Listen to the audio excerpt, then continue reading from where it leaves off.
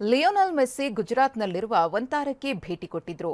ಅನಂತ್ ಅಂಬಾನಿಯವರ ವನ್ಯಜೀವಿ ರಕ್ಷಣಾ ಕೆಲಸ ಕಂಡು ಮೆಚ್ಚುಗೆಯನ್ನು ವ್ಯಕ್ತಪಡಿಸಿದ್ರು. ಆನೆ ಮರಿಗಳೊಂದಿಗೆ ಫುಟ್ಬಾಲ್ ಆಡಿದ್ದು ವಿಶೇಷವಾಗಿತ್ತು. ಈ ಕುರಿತ ರಿಪೋರ್ಟ್ ಇಲ್ಲಿದೆ.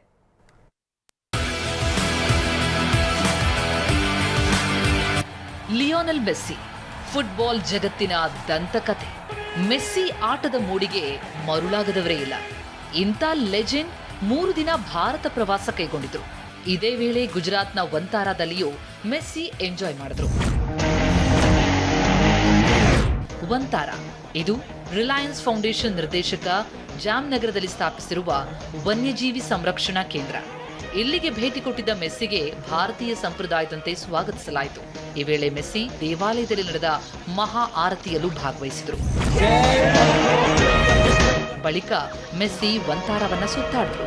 ಸಿಂಹ, ಹುಲಿ, ಚಿರತೆ ಹಾಗೂ ಅಳಿವಿನಂಚಿನಲ್ಲಿರುವ ಪ್ರಭೇದಗಳ ಆರೈಕೆ ಕಂಡು ಫಿದಾ ಆದರು. ಈ ವೇಳೆ ಅನಂತ್ ಅಂಬಾನಿ ಮತ್ತು ರಾಧಿಕಾ ಅಂಬಾನಿ ಒಟ್ಟಾಗಿ ಸಿಂಹದ ಮರಿಗೆ ಲಿಯೋನೆಲ್ ಎಂದು ನಾಮಕರಣ ಮಾಡಿದ್ದಾರೆ. ಪ್ರವಾಸದ ಪ್ರಮುಖ ಅಂಶವೆಂದರೆ ಎಲಿಫೆಂಟ್ ಕೇರ್ ಸೆಂಟರ್.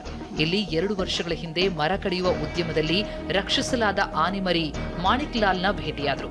ಇದರೊಂದಿಗೆ ಫುಟ್ಬಾಲ್ ಕೂಡ ಆಡಿದ್ದಾರೆ. Bureau report, TV9.